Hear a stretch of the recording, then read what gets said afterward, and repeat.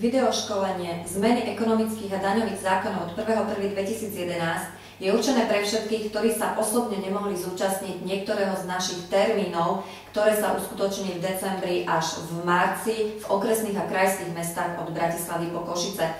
Samozrejme, ako som povedala, je to videoškolenie, takže je vo forme DVD. Ku videoškoleniu každý získava samozrejme aj písomný materiál, ktorý obsahuje úplne všetky informácie, ktoré tu budú odprezentované.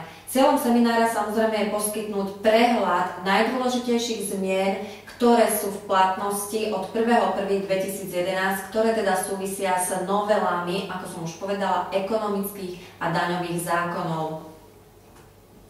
Obsahom školenia sú tieto časti.